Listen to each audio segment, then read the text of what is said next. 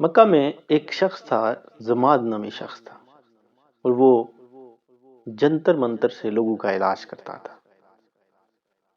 اس کو کسی نے کہا کہ حضرت ابی طالب کے جو بھتیجے ہیں وہ ان پر کسی جنات کا کوئی سایہ ہے، اور وہ بتوں کے خلاف ہیں، بت پرستی کے خلاف ہیں، وہ ایک اللہ کی توحید کو بیان کرتے ہیں۔ ہمیں لگتا ہے کہ ان پر بھی کسی جنات کا سایہ ہے، یا کسی کوئی جادو کی طاقت ان کے پاس ہے۔ اس کو لوگ پکڑ کر نبی پاک صلی اللہ علیہ وآلہ وسلم کی بارگاہ میں لے آتے ہیں۔ جب اس نے نبی پاک صلی اللہ علیہ وسلم کو دیکھا تو وہ اپنا جنتر منتر شروع کرنے والا تھا، تو میرے آقا صلی اللہ علیہ وآلہ وسلم نے ارشاد فرمایا کہ تو اپنا جنتر منتر بعد میں سنا، پہلے تو ہم سے کچھ سن لے۔ اس نے کہا جی سنائیے۔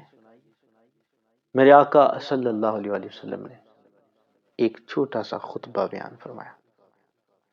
آپ نے فرمایا نحمدہ ونستعینہ ونستغفرہ ونؤمن بہ ونتوکل علیہ ونعوذ باللہ من شرور انفسنا ومن سیئات اعمالنا من یہدہ اللہ فلا مضل لہ ومن یضللہ فلا ہادی لہ واشہد ان لا الہ الا اللہ وحدہ لا شریک لہ واشہد ان محمدا عبدہ ورسولہ۔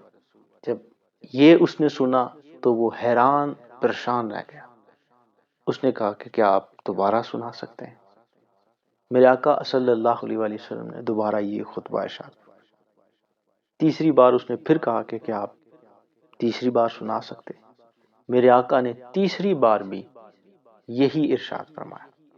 اس پر وہ پریشان ہو جاتا ہے اور نبی پاک صلی اللہ علیہ وآلہ وسلم کے دست اقدس پر اسلام قبول کر لیتا ہے کہ جو باتیں، جو کلام، جو گفتگو، جو خطبہ آپ نے بیان کیا ہے، میں لغت کو بھی جانتا ہوں، میں لغت کا بھی ماہر ہوں، لیکن یہ جو آپ نے ارشاد فرمایا اس کی ہر ایک لفظ میں گہرائی ہے، ایک سمندر ہے۔ بس میں سمجھ گیا کہ یہ کوئی جادو کی طاقت نہیں ہے، نہ ہی کوئی آپ پر جنات کا سایہ ہے۔